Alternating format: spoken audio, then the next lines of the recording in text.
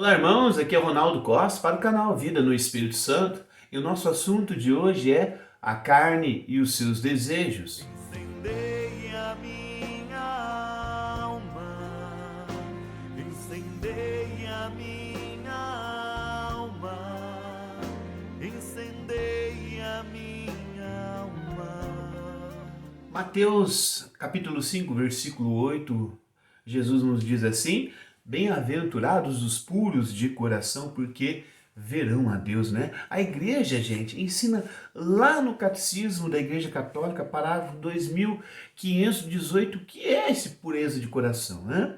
A expressão puros de coração designa aqueles que entregaram o coração e a inteligência às exigências da santidade de Deus. Olha que esclarecimento. Aqueles que pedem ao Senhor: Senhor, purifica-me, Senhor, lava-me. Ele está ao mesmo tempo dizendo que ele não quer mais ficar na condição de pecador. Ele quer agora se aproximar da condição de Deus que é santo. São compreensões profundas, são compreensões que o Espírito Santo coloca e o anseio também de ser como Deus é posto pelo Espírito Santo em nosso coração para que essa semelhança em santidade aconteça de fato em nossa vida. É um amadurecimento na vida do Espírito Santo desejar a santidade. Você não deseja a santidade por vaidade, você já entende que é algo necessário se você deseja o céu. É interessante que já em vídeos anteriores eu sempre venho dizendo isso, que a vida no Espírito Santo é uma vida que se viverá no céu. E lá no céu entrará os santos, os filhos de Deus. Aqueles que se deixaram moldar pelo Filho de Deus, pelo Espírito de Deus. E essa transformação, essa renovação que se faz na nossa vida é a mesma coisa de deixar para trás a carne, as concupiscências, o homem velho e tudo aquilo que você foi quando ainda não conhecia Jesus e quando ainda o Espírito Santo não imperava em seu coração, né? A ordem de Deus a nós é essa. Nós vamos ver lá em Levítico 11, capítulo 11, versículo 44. Sede santos, porque eu sou santo. Deus fala assim. E veja, sede santos está no imperativo. Ninguém pode, querendo o céu, abrir mão dessa ordem de Deus. É uma ordem. E o imperativo significa isso, que essa ordem precisa ser cumprida. Por quem? Por você e por mim, meu irmão. Deus está dizendo isso por quê? Porque Ele quer mandar a gente sofrer? Não, porque Ele quer cada um de nós em sua companhia quando Jesus voltar. Quando chegar aquele momento glorioso onde Jesus disser àqueles que serão conduzidos pelo Espírito de Deus, onde Jesus dirá a esses: vinde, benditos de meu Pai, porque eu vos conheço. Quem lê a palavra de Deus, quem pede o Espírito Santo, no seu coração vai brotando o desejo de se assemelhar a Deus em santidade. E você também vai percebendo que o patamar da santidade é Deus que define. Sede santos como eu sou santo. Deus está dizendo isso. Não é sede santos como aquele, como esse, como aquelas. Nós, enquanto católicos, veneramos os santos e a vida deles nos fortalece no sentido de que é possível que eu também consiga, porque esse meu irmão, com todas as dificuldades, ele chegou lá, ele cresceu nas virtudes, ele clamou o Espírito Santo e os dons sobreveio sobre ele. E é claro, ele chegou nesse patamar de santidade, mas o patamar é estabelecido por Deus: sede santo, porque eu sou santo. Não é do jeito que eu quero ser santo. Ah, vou ser santo até aqui. Depois disso eu quero ser assim. Não, se Deus está pedindo aquilo, então eu não sei. Porque eu não estou comprometido em chegar assim tão longe. Tá vendo? É você que está estabelecendo os limites da sua santidade. Mas não é você, meu irmão. Porque o reino onde Jesus te chama não é teu. É o reino de Deus. Para chegar nesse patamar nós não conseguimos por nós mesmos. E é até bom que fosse assim, né? É bom que você não consegue ter esse patamar de santidade por você mesmo. É necessário da nossa parte obediência, humildade, porque sabemos que precisamos das virtudes sobrenaturais. Nós precisamos pedir ao Espírito Santo, eu não consigo por mim mesmo. Vem com os seus dons, vem com as suas virtudes, com os seus carismas. Então é obra de Deus em nós. É Deus que move em nós a obra, é Deus que realiza em nós a santificação. E é bom que seja assim, porque senão a gente ia ter uma fila imensa de vaidosos dizendo, tá vendo? Eu consegui, como se fosse obra de cada um de nós, e não é assim. A santificação é obra do Espírito Santo, na medida em que o coração se abre à sua ação. Olha só, aonde compete a parte humana nesse processo? É a abertura. O que é essa abertura, Ronaldo? É quando você ora, meu irmão. É quando você abre a Bíblia e deixa Deus falar com você. É quando você toma conhecimento da vontade de Deus na sua vida ao ir da missa, ao comungar da Eucaristia, ao orar, ao silenciar, ao pedir a Deus as graças necessárias para você continuar nessa jornada. Compete a você isso. A Deus compete derramar as virtudes do Espírito Santo. Gálatas 5:24 vem dizer desse jeito para nós.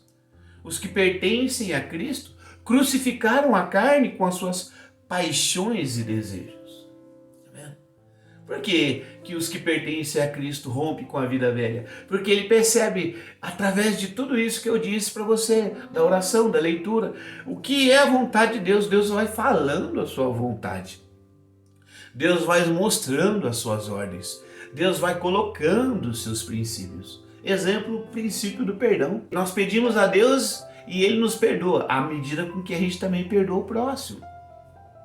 Isso é um princípio de Deus. Então nós vamos conhecendo a vontade de Deus através de todos os momentos de oração, nos momentos das missas, no momento de uma leitura da palavra. Ali você vai conhecendo a face de Deus e percebendo aonde a sua vida se vai precisando ser transformada. E é nesse sentido que ao longo da jornada, os que pertencem a Cristo crucificam a carne, as paixões e o seu modo de viver, porque percebem que espírito e carne se opõem, eles não se misturam, não. Não dá para viver ao modo do mundo e fazer de conta que também somos de Deus. Ou nós somos, ou nós não somos, não é? O Espírito Santo está conosco para realizar os propósitos de Deus e não os nossos. Olha como é que é importante você perceber essa dinâmica de relacionamento. O Espírito Santo para fazer o que você quer ou para cumprir os propósitos de Deus? Quais são esses propósitos de Deus? Senão que os filhos dele venham morar em seu reino. E se o propósito é que eu vá morar ao reino de Deus, é preciso que o Espírito Santo me transforme de tal modo que eu me torne em algum momento apto para entrar nesse reino de Deus. E essa aptidão não é outra coisa senão a santificação, o crescimento das virtudes sobrenaturais. Olha o que Francis Chan acrescenta para nós.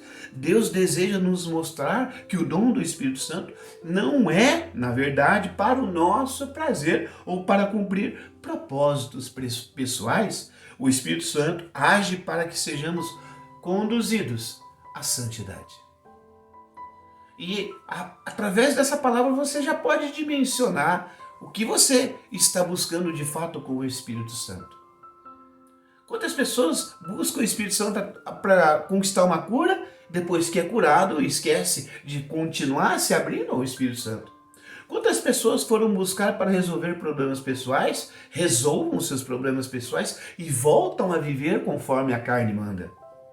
Aí eu lhe digo, a pessoa pode até mesmo se vangloriar. Ai, uma vez eu alcancei uma graça do Espírito Santo, do Senhor Jesus. E aí, agora você continua com ele? Não, faz tanto tempo que eu não vou na igreja. Nossa, faz tanto tempo que eu não leio a palavra de Deus. Você percebe que a busca pelo divino foi por causa de motivos pessoais e não porque Deus tem um plano para a nossa vida, propósitos para a nossa vida, e nesse propósito Ele envia o Espírito Santo, porque o Espírito Santo é fundamental para que o propósito de Deus se concretize em nossa vida.